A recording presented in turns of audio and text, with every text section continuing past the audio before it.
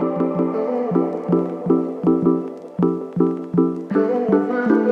everybody, welcome to my studio.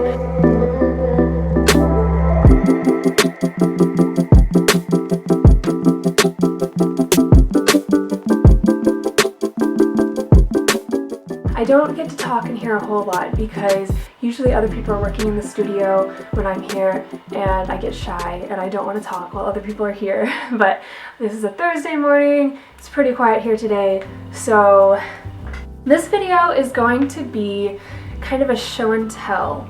I have been vlogging this year, but I haven't been showing you everything that I've been doing. So I wanted to kind of fill in the blanks and give you a little bit of a tour into what I've been working on this year. I am in studio class, of course, and also printmaking, so I'll be able to show you art from those two classes. Whatever else I find that I've worked on this year, I'll also show you that.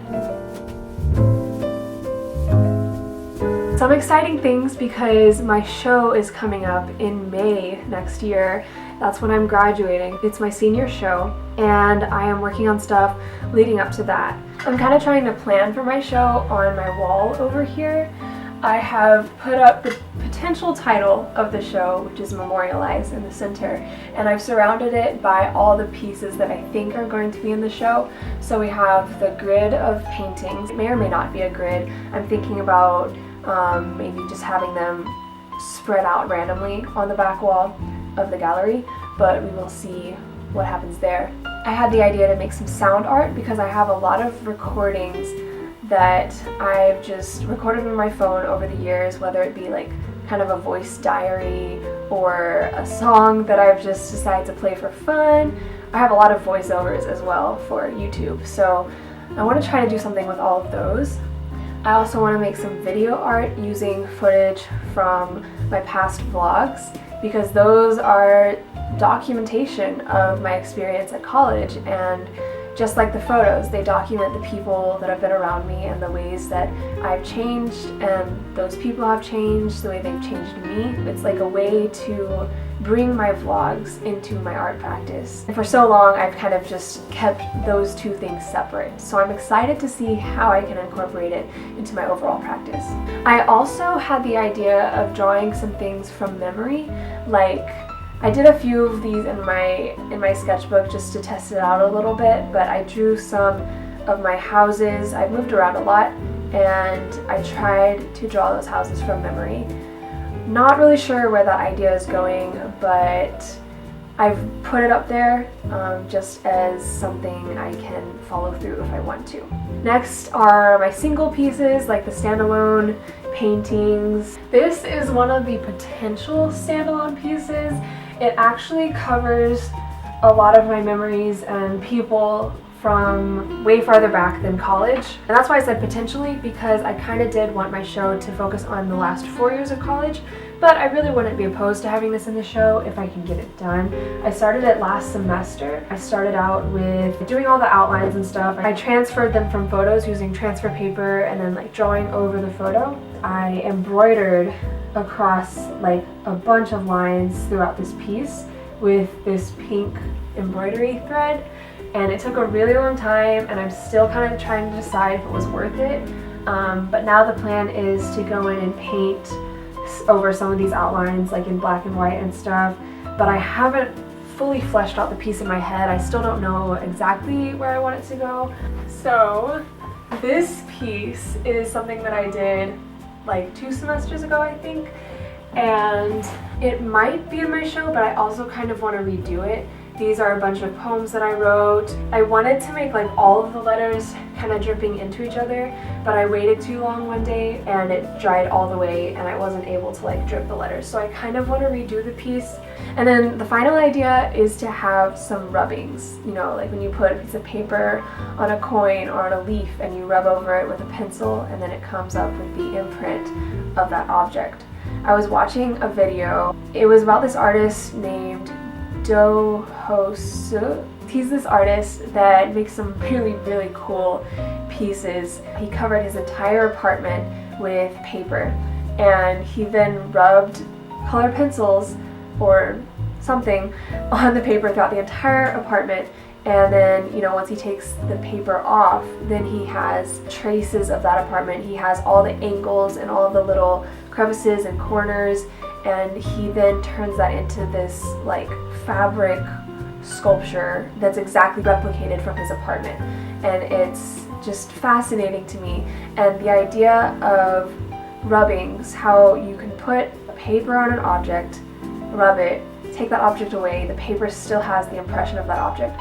And I think that people are very similar, because if you have somebody in your life for years or even less time, the amount of time you spend with that person, they still rub off on you a little bit, and you kind of carry a piece of that person with you. And the same goes for experiences that you have. So I love that concept, and I really want to find some way to incorporate that into my show. I'm really feeling good this year because I've finally found a good subject for me to focus on and a medium that feels so right to me.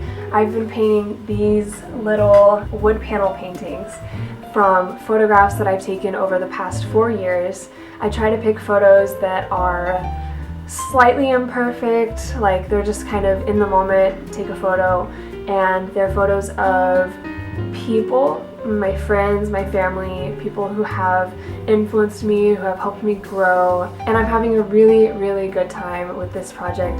So this is going to be one of the pieces that are in my show. Like collectively, all these little paintings are going to be on a wall in my show. I'm using acrylic paint for these, and they are on these 4 by 4 inch panels. I started out doing some bigger ones. These are 5 by 5.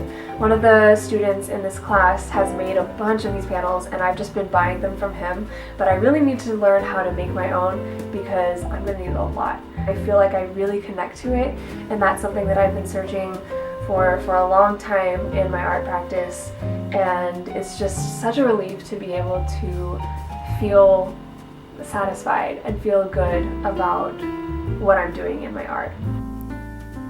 So here are a few paintings that I most recently worked on. I thought it was worth just showing you some of the process of creating these wood panel pieces. By the way, these beautiful pieces of jewelry I've been wearing throughout the video are from Ana Luisa, which is a carbon neutral jewelry brand that I've been loving recently, and they're sponsoring this video. So thank you to them for sponsoring. I really appreciate their commitment to making sustainable pieces. It makes me feel good about wearing and promoting their jewelry. And obviously I love how they look, so I love wearing them. I've been wanting to get into rings more recently, so I decided to do it for this video. I stacked the 2 rings on my left hand, and I love the look so much. I made sure to use a minimal ring with a more decorative ring so that it doesn't look awkward together and it stacks pretty nicely. The simple gold ring is the Everly and the braided one is the Chloe. Both of the rings are brass and plated with gold, and each of them is only $59.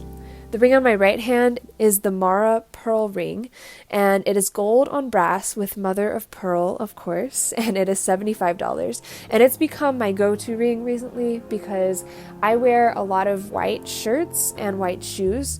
Well, one pair of white shoes that I wear all the time, so it really complements them, and I just think it's so pretty. The necklace that you see me wearing in the beginning of the video is the seal locket, and it is made of gold on silver and lapis lazuli, which reminds me of my Steven Universe days, but that is besides the point.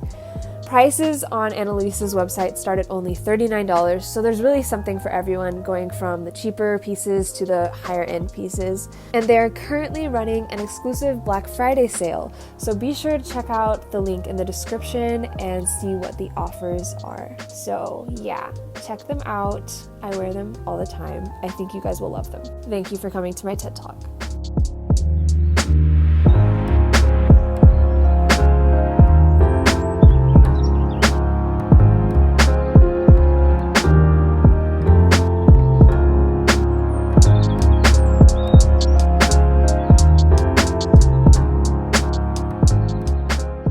So now I'm going to talk a little bit about my printmaking class. I've really enjoyed this. I've loved learning how to print lots of different things. We started out doing monoprints. You basically use a plate, like a piece of glass or something, and you roll ink onto it, and then you can make a design in that ink using things like Q-tips, toothpicks, paper clips, whatever. And then you can turn that plate over onto the paper that you want to print on, roll over that, and then you have a print. And it's called a mono print because you can really only do one of those at a time. You can do a mono print and then you can do a ghost print, whatever ink is left on the plate after you've printed it. We did a little bit more with mono prints, some different techniques, and then we moved into screen printing because at my school we have this thing called 423 Night Market. Students from the school can sell things to other students and it helps promote small businesses. It's a really cool thing. So we did screen printing before night market so that if we wanted to, we could screen print shirts for the market. So of course I did that. You make a design on Photoshop, Illustrator, whatever. Then you print it off on this transparent paper.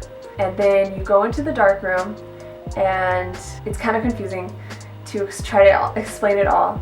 But essentially in the dark room, the design gets transmitted onto a screen that you can then print from. It takes a lot of waiting around. You have to kind of let things sit at times.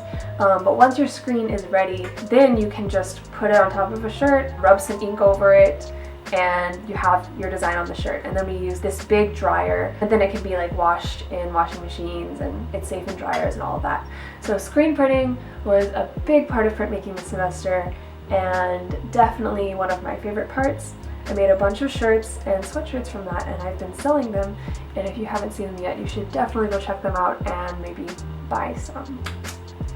And right now we are using the laser cutter to cut some wood blocks, and we can print from these wood blocks on the letterpress. So I just made this the other day, like this week. I'll be printing it probably next week. Printmaking has been a very valuable class. I wish it were longer. It feels like it's been so short. It would be really cool if it was 2 semesters, but I've definitely thoroughly enjoyed that this semester. So to finish off this video, something that I thought would be kind of cool is just to show you briefly my Moleskine book for this year. This is where I obviously keep a bunch of stickers. These are some of my stickers and some of my classmates' stickers. I use this book for notes mostly, sketches when I get bored.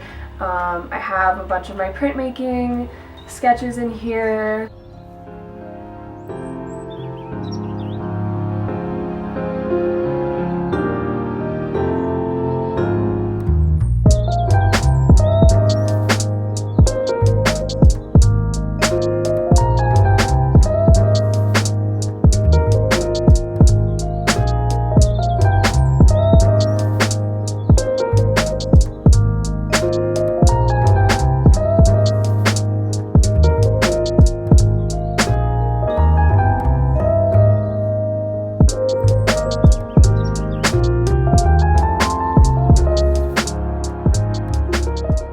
I hope you guys enjoyed this video and enjoyed seeing what I've been up to this year. Let me know what you thought in the comments, and if you had any favorite projects or favorite singular pieces, please let me know. I'm always interested to hear some feedback.